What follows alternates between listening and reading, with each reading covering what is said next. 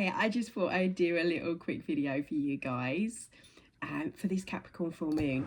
So just here you can see this cup of mine. You can grab a cup or a glass. We're going to do a little spell. Now I've got my bowl here because I did some burning to release. So we'll start with that. You need a garlic clove. Excuse me, Gizzy's running on his wheel. Is it Gizzy or like a rocket? Like a rocket he is. A coin, one that you're prepared to give up. And I've added a button because, as Abraham Hicks would say, it's as easy to create a button as it is to create a castle. This is about a little manifesting trick to see what happens. So I thought that we would start with some little moon releasing.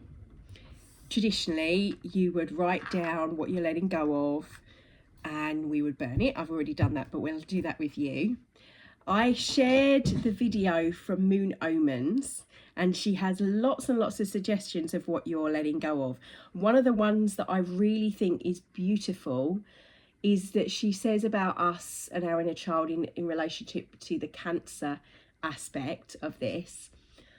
The inner child, the Capricorn is the parent structures, our inner wounds, and thinking about when we react to things, how we might want to let go of or react more as the parent. So rather than the emotional response that a child would have, we want to parent that child in its reactions. We want to own the reactions and the emotions and allow ourselves to be more aware of what emotions are being activated when we're triggered with something. So I thought that's a really good thing to let go of, where we might react differently if we're being hurt or triggered, which came up, and I thought that's such a really beautiful way of putting it. Also, when we think of Capricorn, we think of, like I was saying, teeth, bones. It's an earth sign, so it's related to the body in that way. But we've got the earth itself, and then you've got the emotional, watery Cancer side of that. And our emotions and our structures and where those structures were set in stone may well have been childhood. So it's kind of releasing. So I thought that's a really good part of this to release. But for this little spell, this is for abundance, but you can add to this what you want to grow. Maybe it's your conscious mind, maybe it's conscious patterns in relationships, the structures that you put in place on a daily routine, some kind of ritual, which I'm doing a ritual. Matthias was reminding us in the video when we were sending energy to help those in the network that were planting the crystals, which we were planting seeds within the network in those places around the world, also planting those aspects within our body, so that cellular memory is going to be a conscious now and to be released is what I was thinking is going to happen.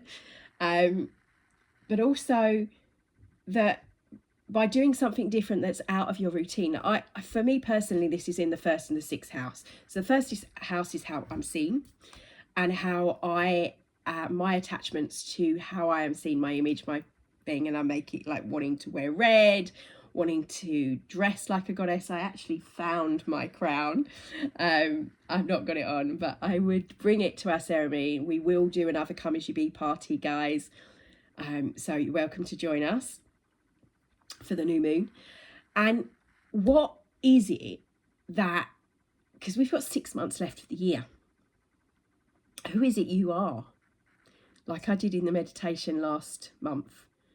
What and who are you stepping into? Those multi aspects of yourself that we're pulling in to be the best you, your most authentic you, which is like trying to be authentic, but being honest about it as well. So when we're thinking about releasing, it's not to get rid of it. It's also to make it more clear of how we can utilize that as part of growing up is taking the traumas that we've been through, and not like harping on about the story of this, the victimizer attitude, but actually, okay, I went through that and this is how I did it. So then you can transform it to helping others. So let's use this little ritual for that. The abundance to be abundance of love, the abundance of time, the abundance of clarity, not just the abundance of finances, but the abundance of finances too. But as the financial blocks are lifted within the grids that are going, this is happening at this solstice, it's how it can flow in different ways. Understanding the flow and structures aren't so rigid. They're not, even our bones grow. Our bones break, they grow. They're not, they are a structure, but they're a living structure. So looking at how that can be representative in our life, in our own structures, so how it can be tangible. And I saw this happening somewhat, I'm not going to use for names, but one of the things that I've had to let go of is that I haven't been able to do our daily classes, and I felt immense guilt around this, and I've really missed doing it. And I know my ex-members and a few of my members have been saying, oh, I miss the routine. I do as well, really do. And I want to get back to that. But I had to let go of my rigid structure of I have to do it every day, 5 days a week, an hour a day, because that is rigid in itself, that no one can keep up with the imbalance of that. And I did that for a year and it was brilliant, but that meant that I wasn't then committing to myself and my own processes when I was doing it for others rather than doing it for myself. As much as I told myself, no, I'm doing it for myself as well, and it was for me, it still became about doing it for others, which on one hand is honourable, on another is very self-sacrificing. So that's not why with the health, but it's an example of the out of balance aspects of Capricorn. So if you grab a piece of paper, you can write down on your piece of paper, what is it? Also, that was the other thing. Success is something that we reference with Capricorn. We associate with Capricorn. Hardworking, work in general. What is it you see as that? And let go of our attachment to what that should and could be, allowing it to be more what it could be, letting go of what it should be. So, for example, what is your idea of success? And then we're going to let go of what we feel of that, so we can allow it in without our have-tos about it. So I'm going to do another little one with you whilst on camera. Doesn't have to be lots, it can be a tiny little bit of paper. Grab a pen and write down, you want a bowl if you can for the burning, what is success? So for me, it was having money in the bank. And I had a conversation recently with my soul sister, my cousin, and she said, Teresa, people see you as actually quite successful. You're married, you've got children, you're in a house, you're not employed as such, but you're doing what you love. They would view that as success. So I was like, yeah, but it's not anybody that. She's like, it's our perspective, and I had to let go of the perspective of that. In order for success in my terms to come in, you hold it back when you put it into a structure. So that's something to let go as an example of myself, using myself as the example always. A Leo side is all about me. Let go of that, and that actually knowing that where can we be of service, where can we be more compassionate, where can we be more kind, where are we getting work and family out of balance is the traditional way of looking at this. But I want you to go into it in a more conscious, kind of deeper structures, your bone structures, the bone, deep down bone structures of your work, your family, your household, your, for me, daily routines, your wherever this house. In actual fact, I'll read what the houses are so you know that. So if you are,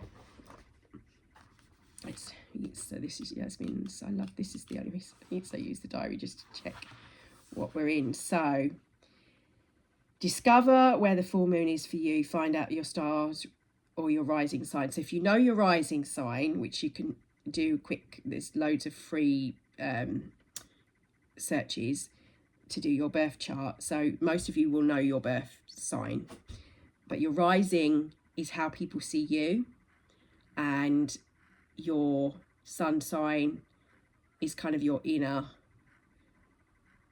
or the way you think.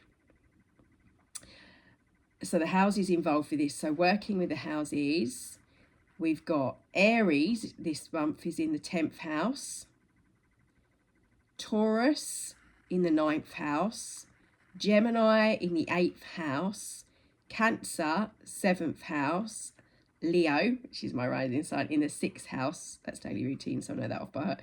Virgo in the 5th house, Libra in the 4th house, Scorpio in the 3rd house, Sagittarius 2nd house, and Capricorn it's the 1st house. Aquarius, it's the 12th house, and Pisces, your 11th house. One of the notes I'd put, the things that were coming through, was the practicals, stepping into the